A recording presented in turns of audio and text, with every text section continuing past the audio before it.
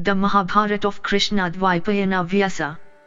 Translated into English prose from the original Sanskrit text by Pratap Chandra Roy C.I.E.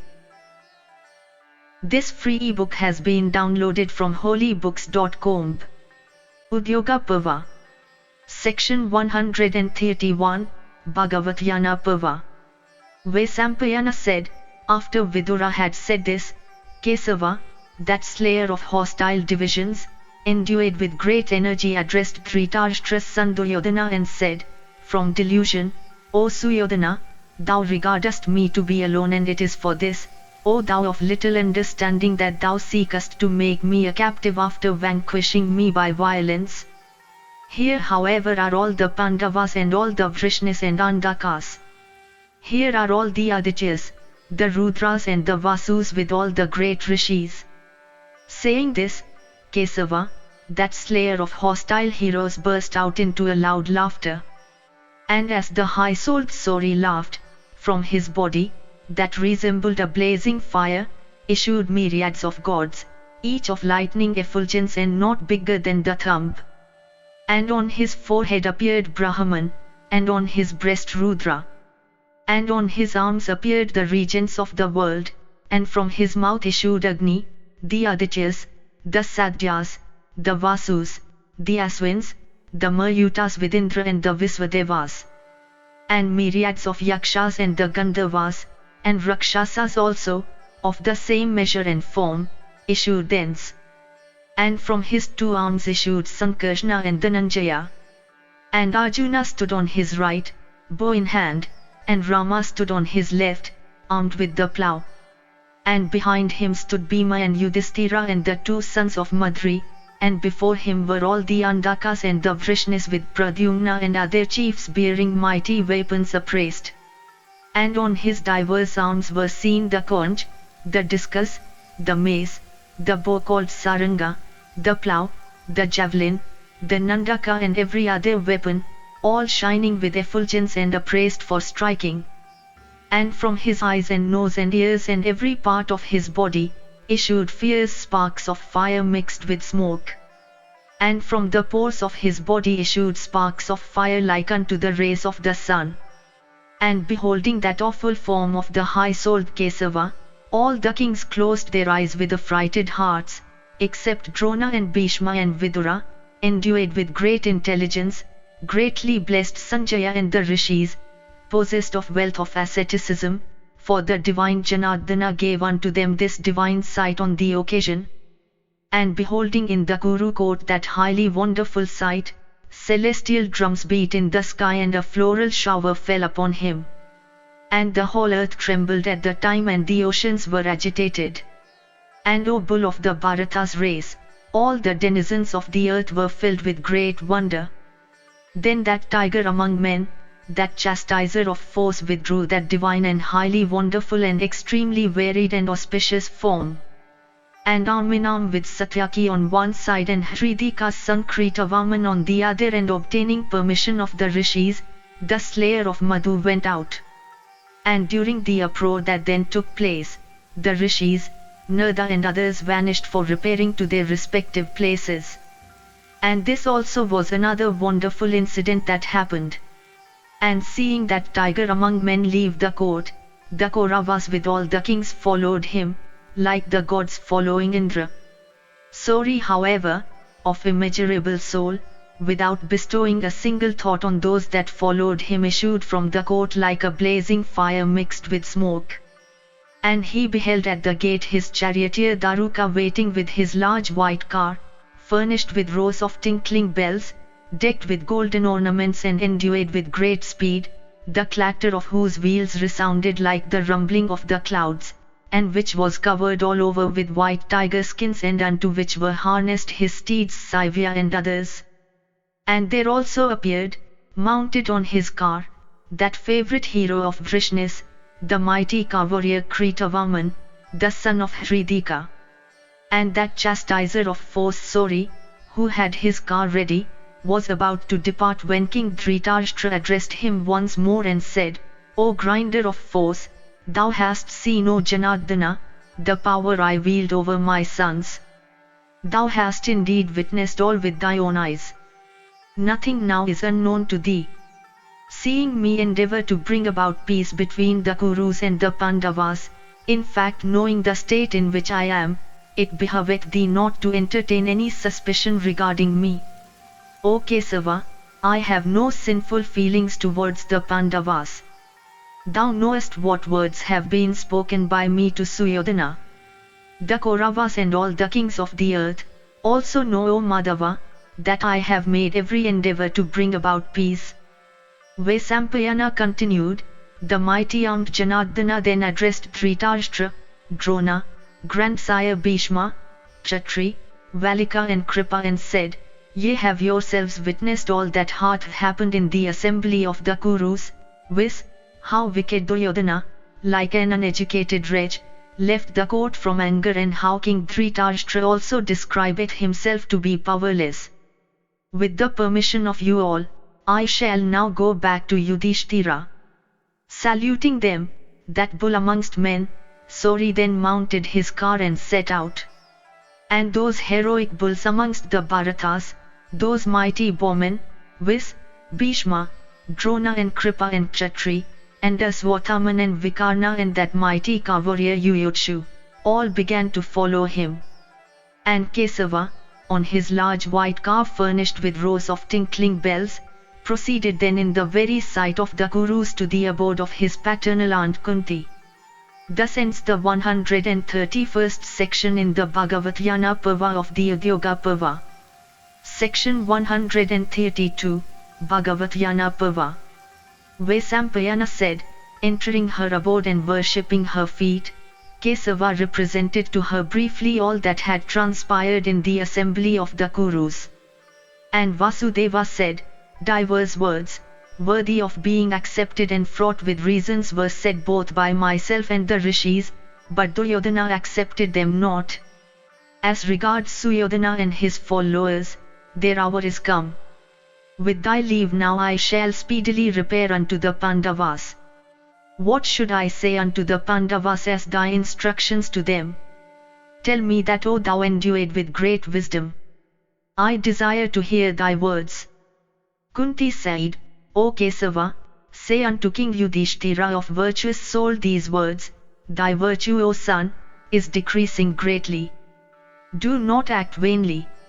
O king, like a reader of the Veds incapable of catching their real meaning, and therefore truly unlearned, thy understanding, affected by only the words of the Veds, vieweth virtue alone. Cast thy eyes on the duties of thy own order, as ordained by the self-create. For all ruthless deeds and for the protection of the people, from Brahmana's arms was created the Kshatriya, who is to depend upon the prowess of his own arms. Listen, an instance is cited in this connection that hath been heard by me from the aged. In days of yore, wise Ravana, having been gratified, made a gift of this earth to the royal sage Muchukunda. The latter, without accepting the gift, said, I desire to enjoy that sovereignty which is won by prowess of arms. At this, wise Ravana was highly delighted and filled with wonder. King Muchukunda then, fully observing the duties of the Kshatriya order, ruled this earth, having conquered it by the prowess of his arms. Then again, a sixth part of the virtue, practiced by subjects well protected by the king, is obtained, O Bharata, by the king. The virtue again that the king himself practiseth confereth Godhead on him, while if he perpetrateth sin, he goeth to hell. The penal code properly applied by the ruler maketh the four orders adhere to their respective duties and leadeth to an acquisition, by the ruler himself, of virtue, profit and salvation. When the king properly abideth by the penal code without making any portion of it a dead letter, then that best of periods called the Krita Yuga setteth in. Let not this doubt be thine, viz., whether the era is the cause of the king or the king the cause of the era, for know this to be certain that the king is the cause of the era. It is the king that createth the Krita, the Treta, or the Dwapara age. Indeed, it is the king that is the cause of also the fourth Yuga, viz., the Kali. That king who causeth the Krita age to set in, enjoyeth heaven exceedingly. That king who causeth the Treta age to set in, doth enjoy heaven but not exceedingly. For thus causing the Dwapara age to set in, a king enjoyeth heaven according to his due. The king however who causeth the Kali age to set in, earneth sin exceedingly. Thereupon that king of wicked deeds resideth in hell for countless years. Indeed, the king's sins affect the world and the world's sins affect him. Observe thou those kingly duties of thine that befit thy ancestry. That is not the conduct of a royal sage in which thou wishest to abide. Indeed, he that is stained by weakness of heart and adhereth to compassion and is unsteady never obtaineth the merit born of cherishing his subjects with love. That understanding, according to which thou art now acting was never wished to thee by Pandu or myself, or thy grandsire, while we uttered blessings on thee before, sacrifice, gift, merit, and bravery, subjects and children, greatness of soul and might, and energy. These were always prayed by me for thee. Well-wishing Brahmanas duly worshipped and gratified the gods and the P3s for your long life, wealth and children, by adding Swaha and Swada. The mother and the father, as also the gods always desire for their children liberality and gift and study and sacrifice, and sway over subjects. Whether all this be righteous or unrighteous, you are to practice it, in consequence of your very birth. Behold, O Krishna, so far from doing all this, though born in a high race, they are yet destitute of the very means of support and are afflicted with misery. Hungry men, approaching a brave and bountiful monarch, are gratified and live by his side. What virtue can be superior to this? A virtuous person, upon acquiring a kingdom, should in this world make all persons his own, attaching some by gift, some by force, and some by sweet words. A Brahmana should adopt mendicancy, a Kshatriya should protect subjects, a Vaisya should earn wealth and a Sudra should serve the other three. Mendicancy therefore is forbidden to thee. Nor is agriculture suited to thee. Thou art a Kshatriya and therefore the protector of all in distress. Thou art to live by the prowess of thy arms. O thou of mighty arms, recover thy paternal share of the kingdom which thou hast lost, by conciliation or by working disunion among thy foes or by gift of money, or violence, or well-directed policy. What can be a matter of greater grief than that I, deprived of friends, should live upon food supplied by others after having brought thee forth, thou enhancer of the joys of friends? Fight according to the practices of kings. Do not sink thy ancestors in infamy. With thy merit worn out, do not, with thy younger brothers, obtain a sinful end. Thus ends the 132nd section in the Bhagavatyana Parva of the Udyoga Parva. Section 133, Bhagavatyana Parva. Kunti said, in this connection, O chastiser of foes, is cited an old story of the conversation between Vidula and her son. It behoveth thee to say unto Yudhishthira anything that can be gathered from this or anything more beneficial than that. There was a high-born dame of great foresight, named Vidula. She was famous, slightly wrathful, of crooked disposition and devoted to Kshatriya virtues. Well educated, she was known to all the kings of the earth. Of great learning, she had listened to the speeches and instructions of divers men, and the Princess Vidula one day rebuked her own son who after his defeat by the king of the Sindhus, lay prostrate with heart depressed by despair. And she said, Thou art not my son, O enhancer of the joys of force. Begotten thou hast not been by myself and thy father. Whence hast thou come? Without wrought as thou art, thou canst not be counted as a man. Thy features betray thee to be a eunuch.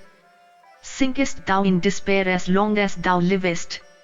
If thou art desirous of thy own welfare, bear thou the burden of thy affairs on thy shoulders. Do not disgrace thy soul.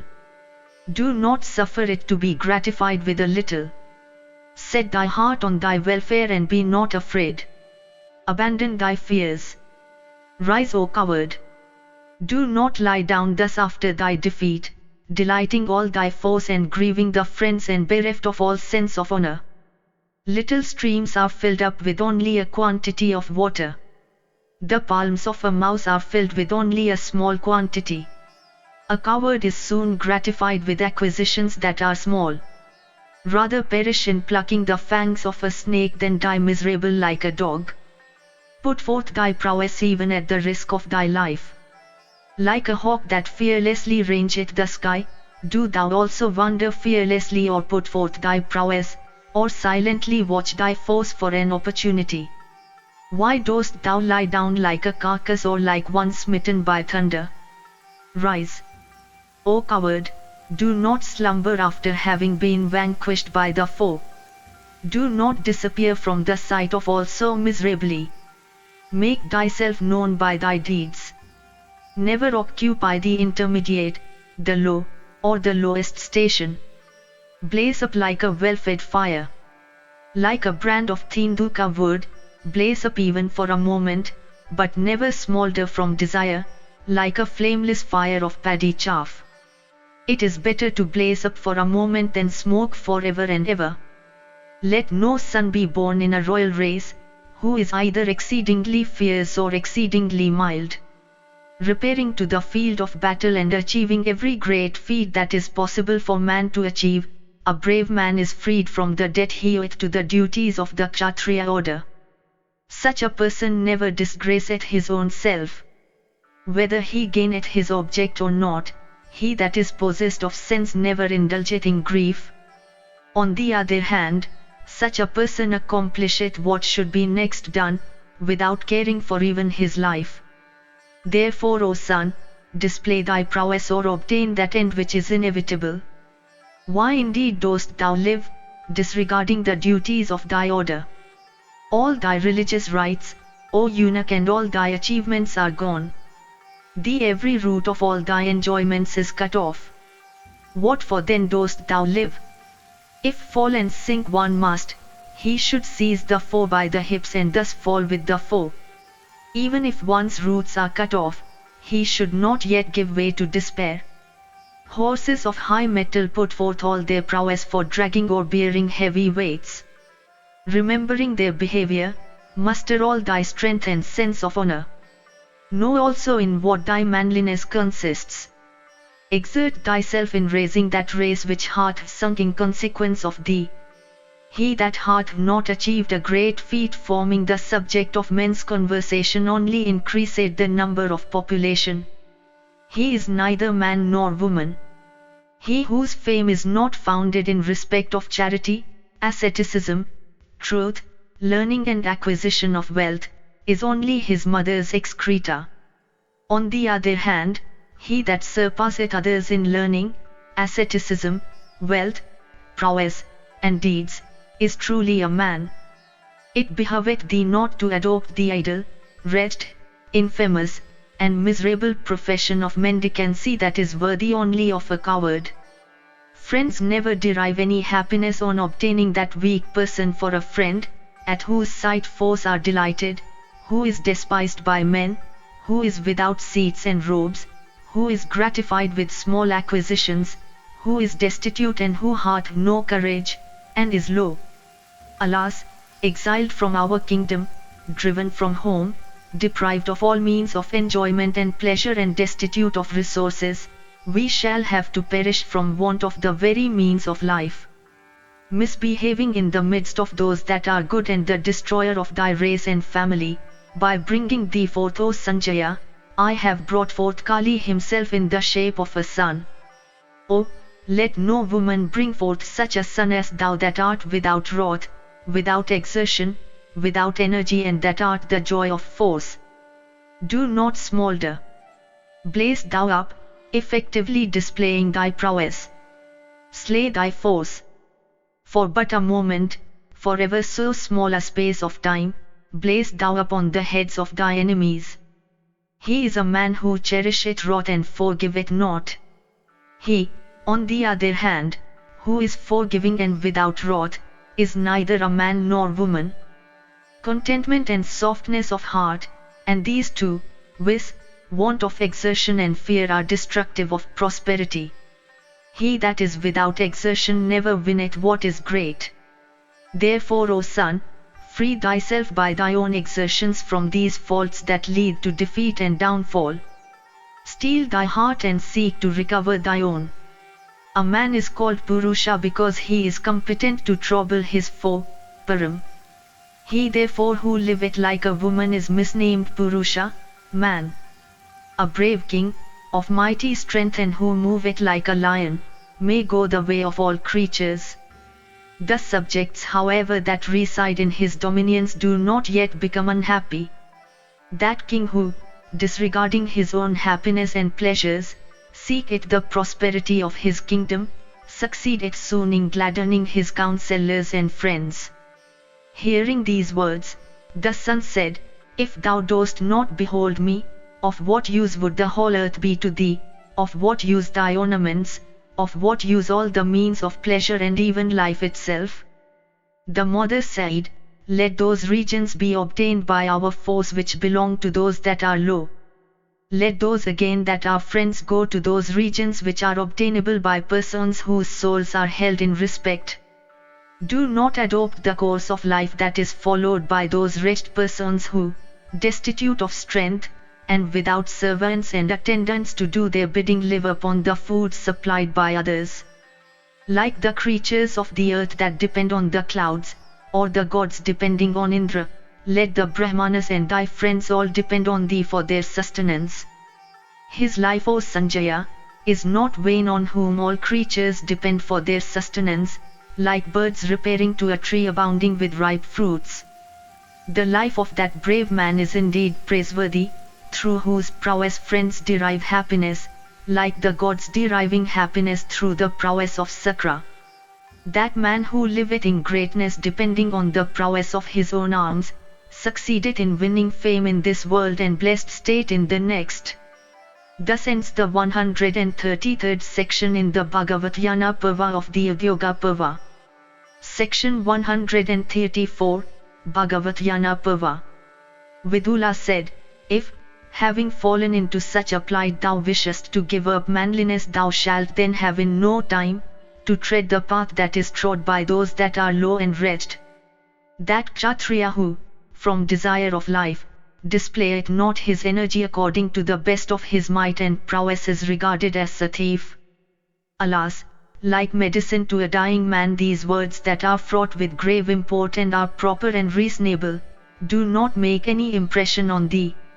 It is true, the king of the Sindhus hath many followers. They are however all discounted. From weakness and ignorance of proper means, they are waiting for the distress of their master without being able to effect a deliverance for themselves by their own exertions. As regards others, his open enemies, they will come to thee with their auxiliaries, if they behold thee put forth thy prowess. Uniting with them, seek refuge now in mountain fastnesses, waiting for that season when calamity will overtake the foe, as it must, for he is not free from disease and death. By name thou art Sanjaya, the victorious. I do not however behold any such indication in thee. Be true to thy name, be my son. O do not make thy name untrue. Beholding thee while a child, a Brahmana of great foresight and wisdom said, This one falling into great distress will again win greatness. Remembering his words, I hope for thy victory. It is for that, O son, I tell thee so and shall tell thee again and again. That man who pursueth the fruition of his objects according to the ways of policy and for the success of whose objects other people strive cordially, is always sure to win success. Whether what I have is gained or lost, I will not desist. With such a resolve, O Sanjaya, O learned one, engage in war without withdrawing thyself from it. Samvara hath said, There is no more miserable state than that in which one is anxious for his food from day to day. A state such as his hath been said to be more unhappy than the death of one's husband and sons. That which hath been called poverty is only a form of death. As regards myself, born in a high race, I have been transplanted from one lake into another. Possessed of every auspicious thing and worshipped by my husband, my power extended over all. Staying in the midst of friends, our friends formerly beheld me decked in costly garlands and ornaments, with body well washed, attired in excellent robes, and myself always cheerful. When thou wilt behold both me and thy wife weakened from want of food, thou wilt then, O Sanjaya, scarcely desire to live. Of what use will life be to thee when thou wilt behold all our servants engaged in attending on us, our preceptors and our ordinary and extraordinary priests, leaving us from want of sustenance? If again I do not now see in thee those laudable and famous achievements in which thou wert formerly engaged, what peace can my heart know? If I have to say nay to a Brahmana, my heart will burst, for neither I nor my husband ever said nay to a Brahmana before. We were the refuge of others, without ourselves having ever taken refuge with others. Having been such, if I have to support life by depending on another, I will surely cast off my life. Be thou our means of crossing the ocean that is difficult to cross. In the absence of boats, be thou our boat. Make for us a place where place there is none. Revive us that are dead. Thou art competent to encounter all foes if thou dost not cherish the desire of life. If however thou art for adopting this mode of life that is fit only for a eunuch, then with troubled soul and depressed heart it would be better for thee to sacrifice thy life. A brave man winneth fame by slaying even a single foe. By slaying Vritra, Indra became the great Indra and acquired the sovereignty of all the gods and the cup for drinking Soma, and the lordship of all the worlds. Proclaiming his name in battle, challenging his foes accoutred in steel, and grinding or slaying the foremost warriors of hostile ranks, when a hero winneth for extending fame in fair fight, his enemies then are pained and bow down unto him. They that are cowards become helpless, and contribute by their own conduct to bestow every object of desire on those that are skilled and brave and that fight, reckless of their lives. Whether kingdoms be overtaken by mighty ruin, or whether life itself be endangered, they that are noble never desist till they exterminate the foes within their reach. Sovereignty is either the door of heaven or Amrita. Regarding it as one of these, and bearing it in mind that is now shut against thee, fall thou like a burning brand in the midst of thy foes. O king, slay thy foes in battle. Observe the duties of thy order. Let me not behold thee cheerless, O enhancer of the fears of thy foes. Let me not in dejection behold thee standing in misery, surrounded by our sorrowing selves and rejoicing foes. Rejoice, O son, and make thyself happy in the possession of wealth in the company of the daughters of the Soviras, and do not, in weakness of heart, be ruled over by the daughters of the Sendavas. If a young man like thee, who is possessed of beauty of person, learning, and high birth, and worldwide fame, acteth in such unbecoming a way, like a vicious bull in the matter of bearing its burden, then that I think would be equal to death itself. What peace can my heart know if I behold thee uttering laudatory speeches in honor of others or walking submissively behind them? O never was one born in this race that walked behind another. O son, it behoveth thee not to live as a dependent on another. I know what the eternal essence of Kshatriya virtues is, as spoken of by the old and the older ones, and by those coming late and later still. Eternal and unswerving, it hath been ordained by the Creator himself.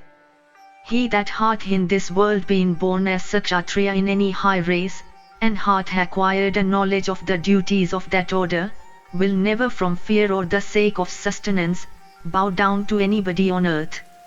One should stand erect with courage and not bow down, for exertion is manliness. One should rather break in the joints than yield in this world here to anybody.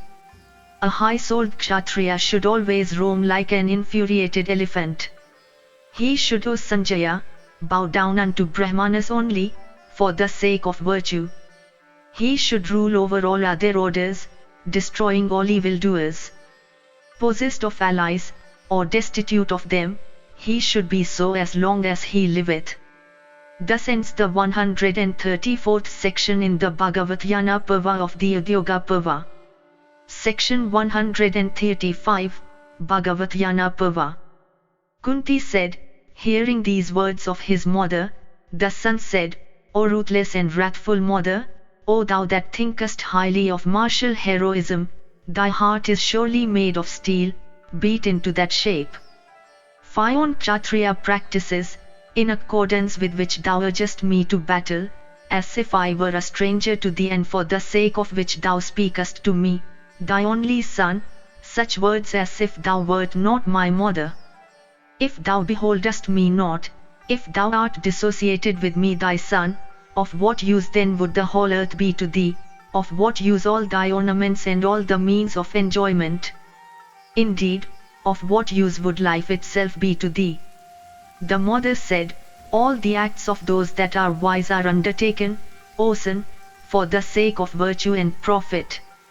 Eyeing these virtue and profit only, I urge thee, O Sanjaya, to battle. The fit hour hath come for exhibiting thy prowess.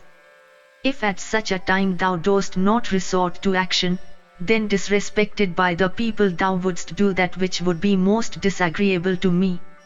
If, O Sanjaya, thou art about to be stained with infamy and I do not from affection tell thee anything, then that affection, worthless and unreasonable, would be like that of the she-ass for her young. Do not tread the path that is disapproved by the wise and adopted by the fool. Great is the ignorance here. Innumerable creatures of the world have taken refuge in it.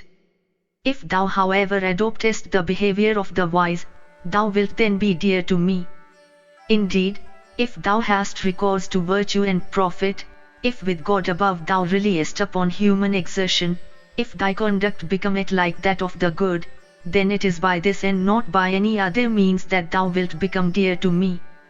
He that taketh delight in sons and grandsons that are well instructed enjoyeth a delight that is real. He, on the other hand, that taketh delight in a son who is destitute of exertion, refractory and wicked-minded, hath not the very object accomplished for which a son is desired. Those worst of men that never do what is proper and always do what is censurable, do not obtain happiness here, or hereafter. A Kshatriya, O Sanjaya, hath been created for battle, and victory. Whether he winneth or perisheth, he obtaineth the region of Indra.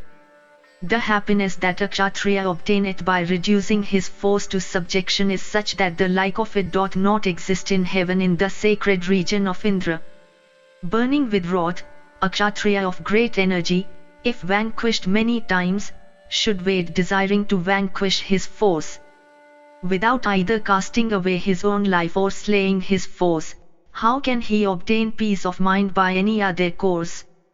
He that is possessed of wisdom regardeth anything little as disagreeable. Unto that person to whom anything little becomes agreeable, that little, ultimately, becometh a source of pain.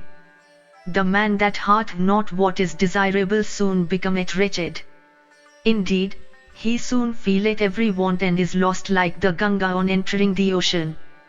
The son said, Thou shouldst not, O mother, give expression to such views before thy son. Show him kindness now, staying by his side, like a silent and dumb being. The mother said, Great is my gratification since thou sayest so.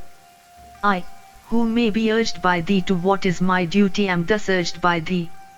I shall therefore urge thee more for doing what thou shouldst do. I will indeed honor thee then when I will behold thee, crowned with complete success after the slaughter of all the Sendavas. The son said, Without wealth, without allies, how can success and victory be mine? Conscious of this exceedingly miserable state of mine, I have myself abstained from desire of kingdom, like an evildoer abstaining from desire of heaven, If therefore, O thou of mature wisdom, thou seest any means by which all this can be effected, speak fully of it to me as I ask thee, for I shall do all that thou mayst command me to do. The mother said, Do not disgrace thy soul, O son, by anticipations of failure. Objects unattained have been attained, while those attained have been lost. The accomplishment of objects should never be sought with wrath and folly. In all acts, O son, the attainment of success is always uncertain. Knowing that success is uncertain, people still act, so that they sometimes succeed, and sometimes do not. They, however, who abstain from action, never obtain success. In the absence of exertion, there is but one result, viz., the absence of success. There are, however, two results in the case of exertion, viz., the acquisition of success or its non-acquisition. He, O Prince, who hath settled beforehand that all acts are uncertain in respect of their results, maketh both success and prosperity unattainable by himself. This will be, with such a belief should one casting off all sloth, exert and wake up and address himself to every act. That wise king who, O son, engageth in acts, having performed all auspicious rites and with the gods and the Brahmanas on his side, soon winneth success. Like the sun embracing the east, the goddess of prosperity embraceth him. I see thou hast shown thyself fit for the various suggestions and means and encouraging speeches thou hast had from me. Display now thy prowess. It behoveth thee to win, by every exertion, the object thou hast in view. Bring together to thy own side those that are angry with thy foes, those that are covetous, those that have been weakened by thy foes, those that are jealous of thy foes, those that have been humiliated by them, those that always challenge them from excess of pride, and all others of this class. By this means thou wilt be able to break the mighty host of thy enemy like an impetuous and fierce rising tempest scattering the clouds. Give them, thy would-be allies, wealth before it is due, seek their food, be up and doing, and speak sweetly unto them all. They will then do thee good, and place thee at their head. When the enemy cometh to know that his foe hath become reckless of his life, then is he troubled on the latter's account, as from a snake living in his chamber. If, knowing one to be powerful, one's enemy doth not strive to subjugate him, he should at least make one friendly by the application of the arts of conciliation, gift, and the like. Even that would be tantamount to subjugation. Obtaining a respite by means of the art of conciliation, one's wealth may increase. And if one's wealth increases, one is worshipped and sought as a refuge by one's friends. If again one is deprived of wealth, one is abandoned by friends and relatives, and more than that, mistrusted and even despised by them. It is perfectly impossible for him to ever regain his kingdom, who, having united himself with his foe, liveth confidently. Thus ends the 135th section in the Bhagavatyana Parva of the Udyoga Parva. Section 136, Bhagavatyana Parva. The mother said, Into whatever calamity a king may fall, he should not still betray it. Beholding the king afflicted with fright, the whole kingdom, the army, the counselors, all yield to fear, and all the subjects become disunited. Some go and embrace the side of the enemy, others simply abandon the king, and others again, that had before been humiliated, strive to strike. They, however, that are intimate friends wait by his side, and though desiring his welfare yet from inability to do anything wait helplessly, like a cow whose calf hath been tethered. As friends grieve for friends that are plunged into distress, so those well-wishers also grieve upon beholding their Lord plunged into grief. Even thou hast many friends whom thou hadst worshipped before. Even thou hast many friends after thy heart, who feel for thy kingdom and who desire to take a state of thy calamities on themselves. Do not frighten those friends, and do not suffer them to abandon thee on beholding thee afflicted with fear. Desiring to test thy might, manliness, and understanding, and wishing also to encourage thee, I have said all this for enhancing thy energy. If thou understandest what I have said, and if all I have said appears proper and sufficient, then, O Sanjaya, muster thy patience and gird up thy loins for victory. We have a large number of treasure houses unknown to thee. I alone know of their existence, and no other person. I will place all these at thy disposal. Thou hast also, O Sanjaya, more than one friend who sympathize with thee in thy joys and woes, and who, O hero, never retreat from the field of battle. O grinder of foes, allies such as these always play the part of faithful counselors to a person who seeketh his own welfare and desireth to acquire what is agreeable to himself.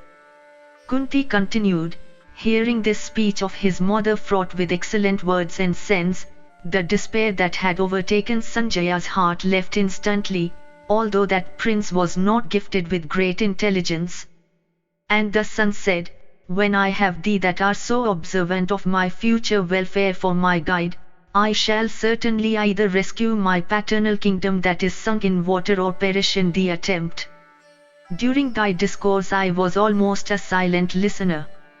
Now and then only I interposed a word. It was however only with the view of drawing thee out, so that I might hear more on the subject. I have not been satiated with thy words, like a person not satiated with drinking Amrita.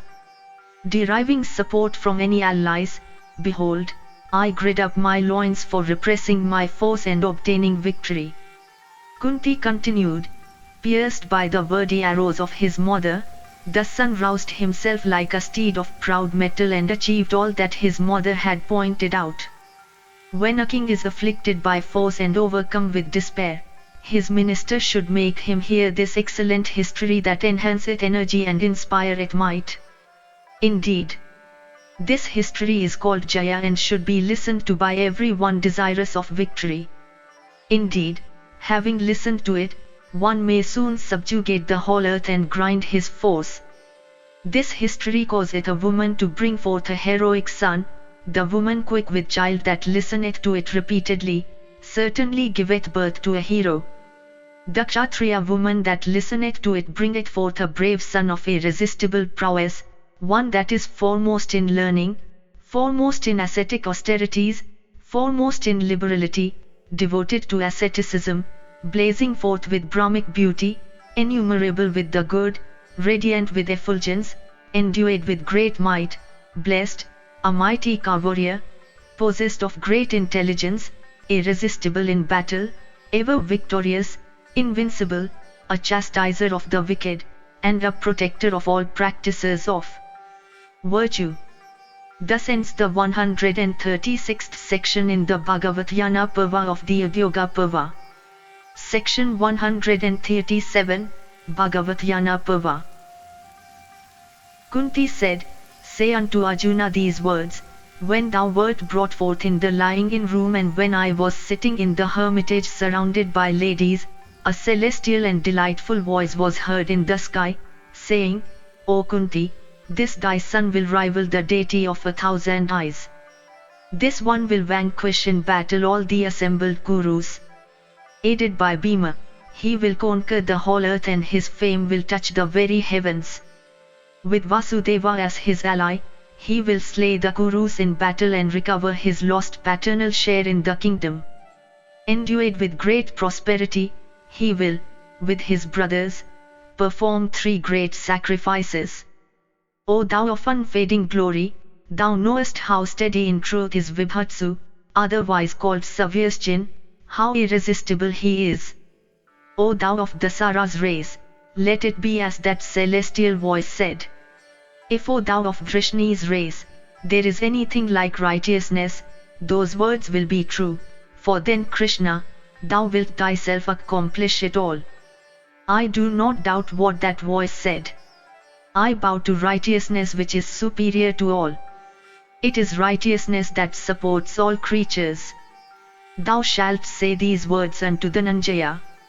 Unto Vrikodara again, who is always ready for exertion, thou shalt say these words, the time hath come for that in view of which Kshatriya lady bringeth forth a son. They that are foremost among men never become cheerless when they have hostilities to wage.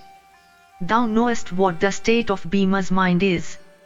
That grinder of force is never pacified until he exterminates his force. Thou shalt, O Madhava, next say unto the auspicious Krishna of great fame, that daughter-in-law of the high-souled Pandu, who is conversant with the details of every virtue, these words, O thou that art highly blessed, O thou of noble parentage, O thou that art endued with great fame, that becoming behavior which thou always showest towards my sons is indeed worthy of thee. Thou must also say unto the sons of Madri who are always devoted to Kshatriya virtues these words, covet ye more than life itself, those enjoyments that are acquired by prowess. Objects won by prowess always please the heart of a person that liveth according to Kshatriya practices. Engaged as ye are in acquiring every kind of virtue, before your eyes the princess of Panchala was addressed in cruel and abusive epithets. Who is there that can forgive that insult? The deprivation of their kingdom grieved me not. Their defeat at dice grieved me not. But that noble and fair Draupadi, however, while weeping in the midst of the assembly, had to hear those cruel and insulting words is what grieveth me most. Alas, exceedingly beautiful Krishna, ever devoted to Kshatriya virtues, found no protector on that occasion, though she was wedded to such powerful protectors.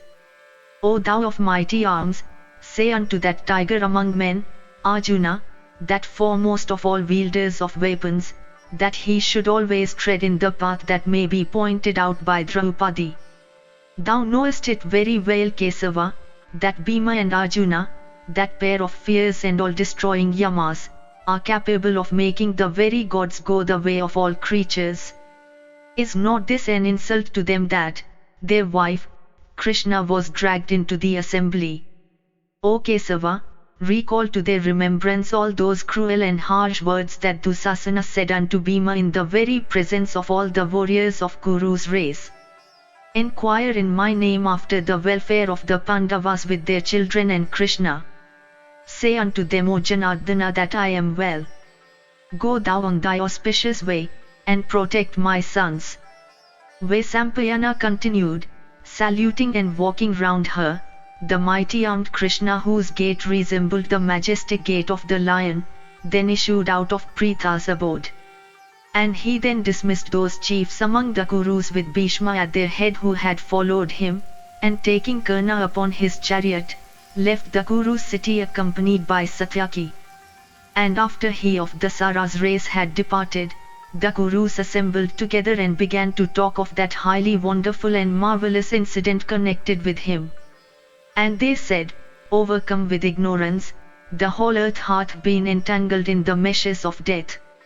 And they also said, through Duryodhana's folly, all this is doomed to destruction.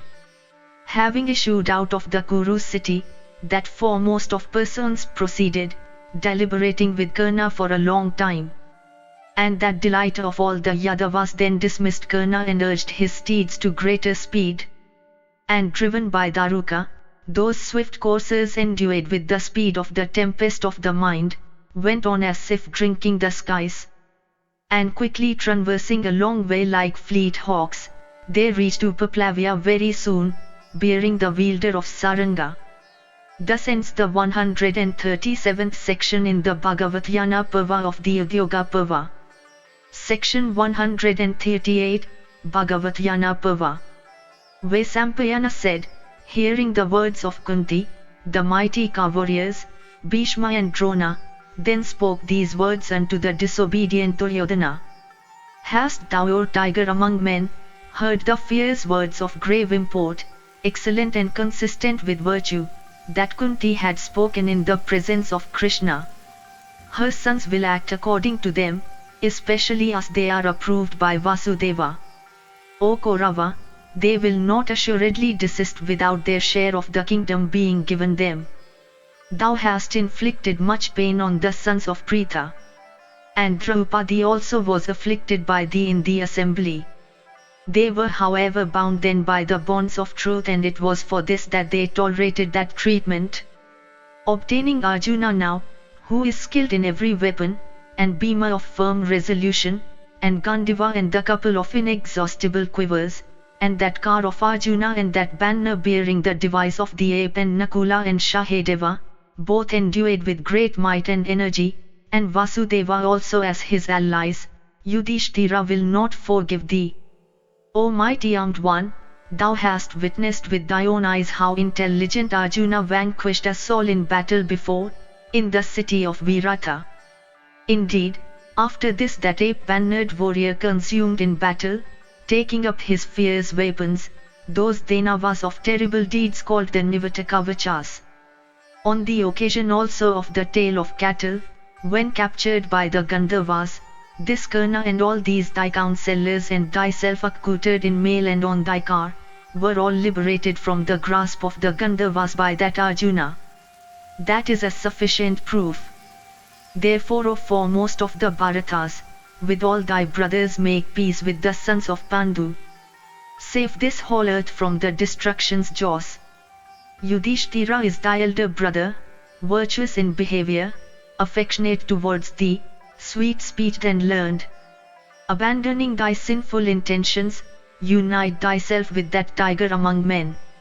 If Pandu's son beholdeth thee divested of thy bow and without the wrinkles of rage on thy brow and cheerful, even that would be for the good of our race. Approaching with all thy counsellors, embrace him fraternally. O repressor of foes, salute the king respectfully as before. And let Yudhishthira, the son of Kunti, the elder brother of Bhima, hold from affection thy saluting self with his arms. And let that foremost of smiters Bhima, possessed of leonine shoulders and thighs round and long, and mighty arms, embrace thee. And then let that son of Kunti, Dhananjaya, called also Partha, of eyes like lotus petals and curly hair and conch-like neck salute thee respectfully. Then let those tigers among men, the twin Aswins, unrivaled on earth for beauty, wait on thee with affection and reverence as on their preceptor. And let all the kings with him of Dasara's race at their head, shed tears of joy. Abandoning thy pride, unite thyself with thy brothers. Rule thou the whole earth with thy brothers. Let all the kings joyfully return to their respective homes, having embraced one another. There is no need of battle, O King of Kings. Listen to the dissuasions of thy friends. In the battle that will ensue, a great destruction of the Kshatriyas is certainly indicated. The stars are all hostile. The animals and birds have all assumed fearful aspects. Diverse portents, O hero, are visible, all indicating the slaughters of the Kshatriyas. All these portents again are particularly visible in our abodes. Blazing meteors are afflicting thy host. Our animals are all cheerless and seem, O king, to be crying. Vultures are wheeling around thy troops. Neither the city nor the palace looks as before. Jackals, setting forth ominous yells, are running about the four quarters which are ablaze with conflagrations. Obey thou the counsels of thy father and mother, as also of ourselves who are thy well-wishers. War and peace, O thou of mighty arms, are within thy control. If, O grinder of foes, thou dost not act according to the words of thy friends, thou shalt have to repent upon beholding thy army afflicted with the arrows of Partha. Hearing in battle the terrible yells uttered by the mighty Bhima and the twang of Gandiva, thou wilt remember these words. Indeed, if what we say appears unacceptable to thee, then it will be as we say. Thus ends the 138th section in the Bhagavatyana Parva of the Udyoga Parva. Section 139, Bhagavatyana Parva. Vaisampayana said, thus addressed by them, Duryodhana, contracting the space between his eyebrows, became cheerless and with face bent down began to cast oblique glances. And he said not a word in reply. Beholding him cheerless, those bulls among men, Bhishma and Drona, looking at each other once more addressed him and said these words. Bhishma said, "What can be a matter of greater grief to us than that we shall have to fight against that Yudhishthira, who is devoted to the service of his superiors, destitute of envy, conversant with Brahma, and truthful in speech?" Drona said, "My affection for Dhananjaya is greater than that which I bear for my son Aswathama. There is greater reverence also and humility towards me in that ape-mannered hero than in Aswathaman. Alas, in observance of the Kshatriya duties, I shall have to fight even against that Dhananjaya, who is dearer to me than my son. Fie on the Kshatriya profession! That Vibhatsu who hath no other bowman in the world as his equal, hath through my grace, acquired this superiority over all bowmen. He that hateth his friends, he that is of wicked disposition, he that denieth Godhead, he that is crooked and deceitful never obtaineth the worship of the righteous, like an ignorant person present at a sacrifice. Though dissuaded from sin, a sinful man would still wish to commit sinful acts, while he that is righteous, though tempted by sin, would not yet abandon righteousness. Though thou hast conducted thyself with falsehood and deceit towards them, the Pandavas are still desirous of doing what is agreeable to thee. As regards thyself, O thou best of the Bharatas, all thy faults are calculated to bring about disasters on thee. Thou hast been addressed by the eldest of the Kurus, by me, by Vidura and by Vasudeva. Thou dost not yet understand what is beneficial for thyself. I have a large force, with this conviction thou desirest to pierce the Pandava host, abounding with heroes, like the current of the Ganga piercing the ocean abounding with sharks and alligators and makaras. Having obtained Yudhishthira's prosperity like the cast-off robes or garlands of another, thou regardest it as thy own. If the son of Pritha and Pandu stayeth even in the woods with Draupadi, and surrounded by his armed brothers, who is there even in the possession of a kingdom that is competent to vanquish him? In the presence of even that Elavilakuvara, under whose command all the Yakshas live as servants, Yudhishthira the just, shone with splendor. Having proceeded to Kuvara's abode and having procured wealth therefrom, the Pandavas are now desirous of attacking thy swelling kingdom and winning sovereignty for themselves. As regards us too, we have made gifts, poured libations on fire, studied the scriptures, and gratified the Brahmanas by presents of wealth. The allotted periods of our lives have also run out.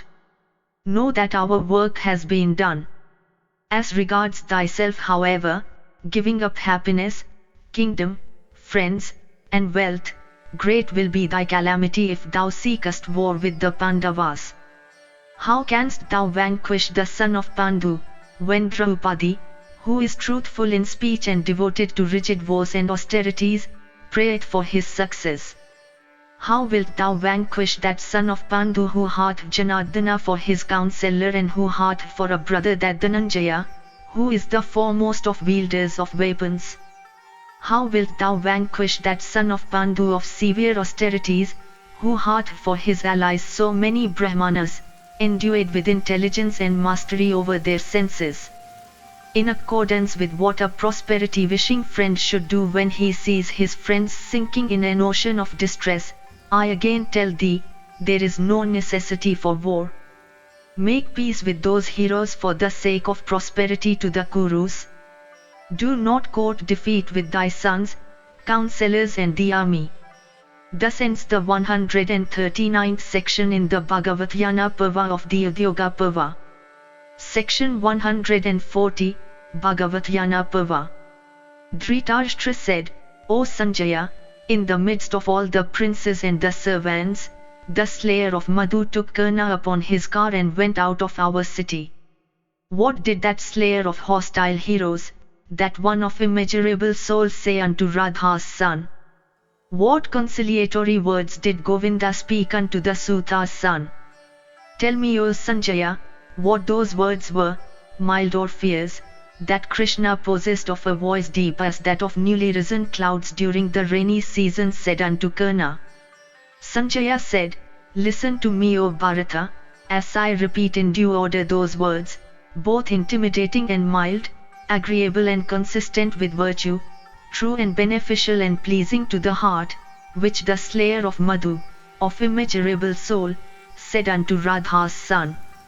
Vasudeva said, O son of Radha, thou hast worshipped many Brahmanas fully conversant with the Veds.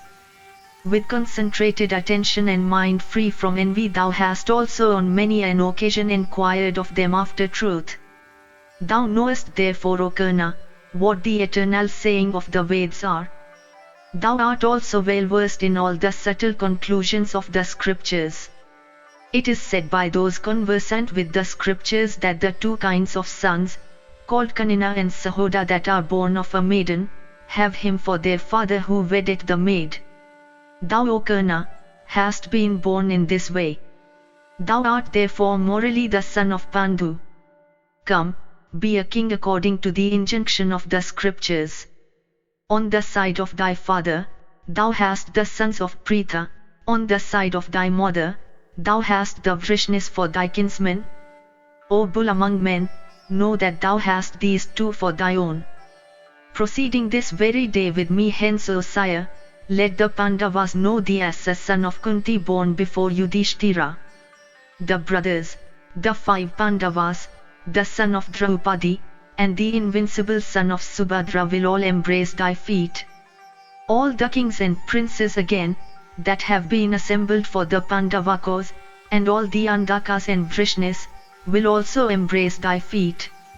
Let queens and princesses bring golden and silver and earthen jars full of water and delicious herbs and all kinds of seeds and gems, and creepers, for thy installation. During the 6th period Draupadi also will come to thee as a wife. Let that best of Brahmanas, Domya, of restrained soul pour libations of clarified butter on the sacred fire, and let those Brahmanas regarding all the 4 Veds as authoritative, and who are acting as priests unto the Pandavas perform the ceremony of thy installation. Let the family priest of the Pandavas who is devoted to Vedic rites, and those bulls among men, those brothers, the 5 sons of Pandu and the 5 sons of Draupadi and the Panchalas and the Chedis, and myself also install thee as the Lord of the whole earth. Let Dharma's son Yudhishthira, of righteous soul and rigid vows, be thy heir presumptive, ruling the kingdom under thee. Holding the white chamara in his hand for fanning thee, let Yudhishthira, the son of Kunti, ride on the same car behind thee. After thy installation is over, let that other son of Kunti, the mighty Bhimasena, hold the white umbrella over thy head. Indeed, Arjuna then will drive thy car furnished with 100 tinkling bells, its sides covered with tiger skins, and with white steeds harnessed to it. Then Nakula and Sahadeva, and the 5 sons of Draupadi, and the Panchalas with that mighty car warrior Sikhundin, will all proceed behind thee. I myself, with all the Andakas and the Vrishnis, will walk behind thee. Indeed all the Dasaras and the Dasanas will, O king, be numbered with thy relatives. Enjoy the sovereignty of the earth, O thou of mighty arms, with thy brothers the Pandavas, with yapas and homas and auspicious rites of divers kinds performed in thy honor. Let the Dravyads with the Kuntalas, the Andhras and the Thalakaras, and the Shuchupas and the Venupas, all walk before thee. Let chanters and panegyrists praise thee with innumerable laudatory hymns, let the Pandavas proclaim victory to Vasyusena. Surrounded by the Pandavas, like the moon by the stars, rule thou the kingdom, O son of Kunti, and gladden Kunti herself. Let thy friends rejoice, and thy enemies grieve. Let there be this day a brotherly union between thee and thy brothers, the sons of Pandu. Thus ends the 148th section in the Bhagavat-yana Parva of the Udyoga Parva.